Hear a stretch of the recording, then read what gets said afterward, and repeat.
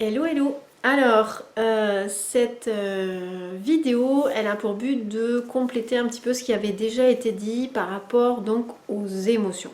C'est un deuxième volet dans lequel je vais plutôt aborder tout ce qui touche en fait au futur et au phénomène d'anticipation. Parce que la dernière fois, on a plutôt parlé en fait de ce qui va nous ramener dans le passé, on va dire, hein, globalement, ce qui a pu être traumatique, tout ce qui peut ressurgir à un moment donné, etc., tout ce qui n'a pas été entendu au niveau mémoriel, etc.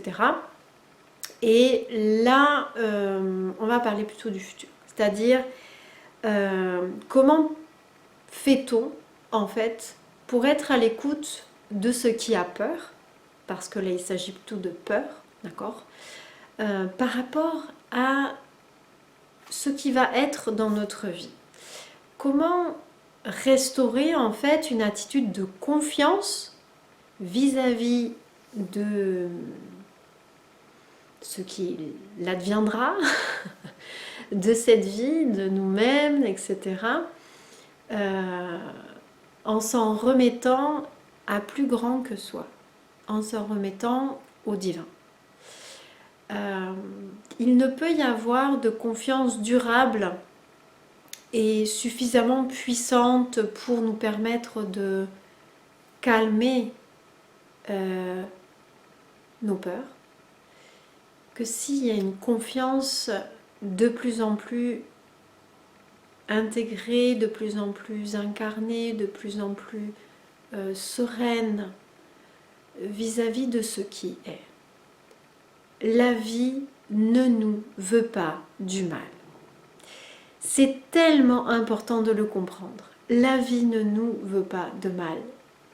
En fait, nous aurons tendance à croire que il faut contrôler les choses, qu'il faut faire des choses, qu'il faut organiser, qu'il faut prendre des décisions, qu'il faut, d'accord? Et moi je vous dis, ce n'est pas un faire. Ça n'a jamais été un faire en fait, pour que les choses demeurent dans un certain alignement et que nous nous sentions portés par les événements. En fait, la notion d'être porté par les événements, c'est juste un regard qui part d'un espace en nous qui se sent paisible.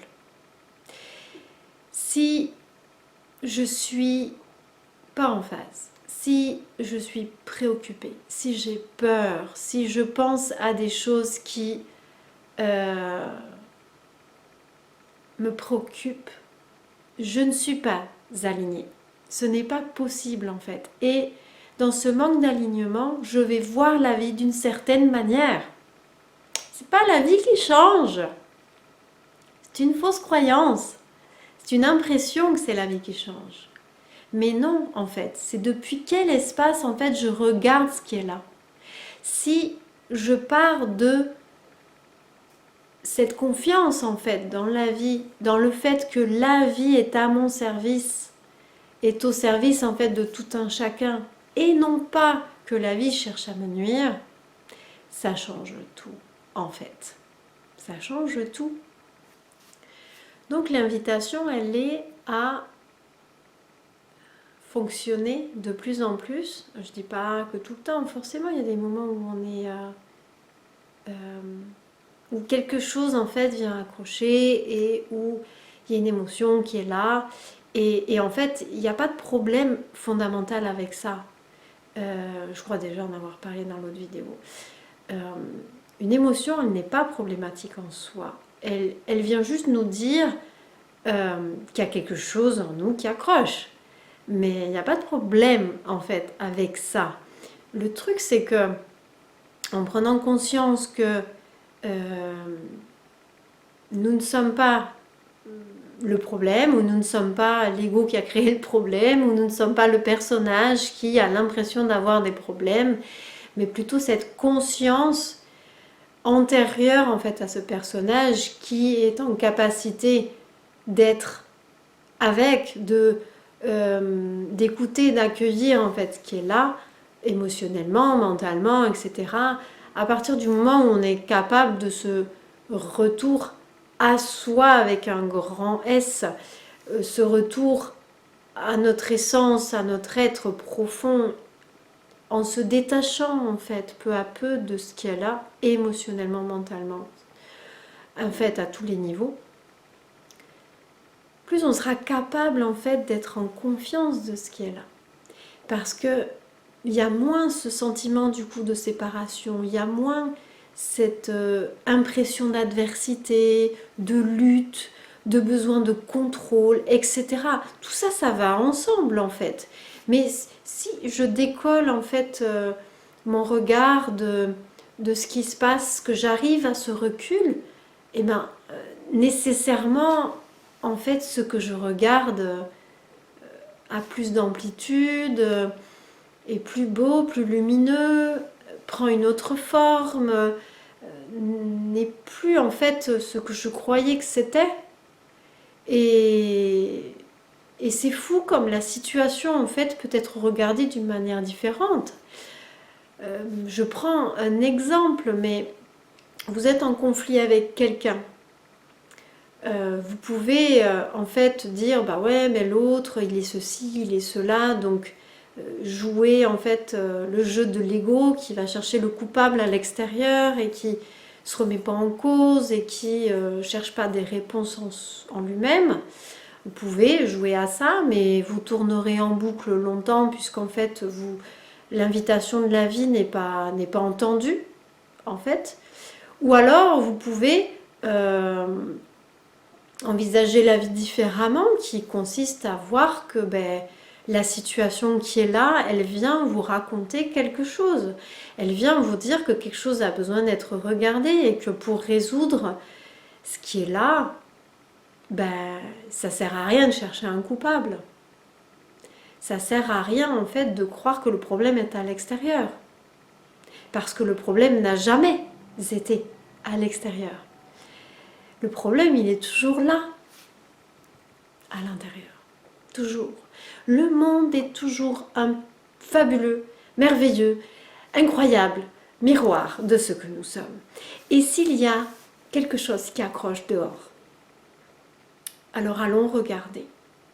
Tâchons de regarder clairement en fait ce qui se passe en nous. Et plus on sera en mesure de regarder ce qui se passe en nous clairement, et de voir les messages en fait sous-jacents qui sont toujours des messages d'amour en fait, des messages ou des invitations plutôt à nous reconnaître en tant que la paix et l'amour que nous sommes fondamentalement.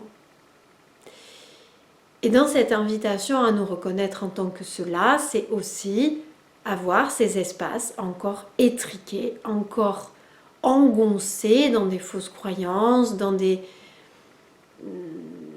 mémoires, dans des boucles émotionnelles qui nous servent plus en fait aujourd'hui, dont on n'a plus besoin, en fait, qui continuent de nous condamner à quelque chose de petit alors qu'on est capable de beaucoup plus grand, tout simplement. Et donc, voyez que ces invitations, vous en conviendrez, ces défis, ces initiations, même parfois, on pourrait appeler ça comme ça, et elles ont vraiment pour but de vous élever, tout simplement, de vous faire passer à la prochaine étape. C'est un peu ce que je disais dans la vidéo sur les énergies de cette semaine du 11 novembre. C'est l'élévation. 1, 4 fois 1. Ce portail du 11-11, c'est toujours une invitation à l'élévation, à reconnaître notre divinité en fait. Et oui. Donc, voyez ces espaces en vous qui ont peur et cherchez à sublimer ça, à vous élever, à voir pourquoi il y a cette peur et à chercher à défaire en fait les fausses croyances qui vous condamnent à écouter la peur plutôt que l'amour, plutôt que la confiance, plutôt que cette nécessité d'élévation. C'est un choix aussi à un moment donné de à partir de quel espace je pose ce regard sur la vie, sur moi, sur les autres. Choisissez d'être l'amour. Choisissez-le pleinement. Arrêtez de vous cacher aussi. Arrêtez d'avoir peur que les autres croient que vous êtes barré, que vous avez un problème ou que vous vous croyez dans un monde de bisounours. Non, en fait, c'est pas de ça qu'il s'agit.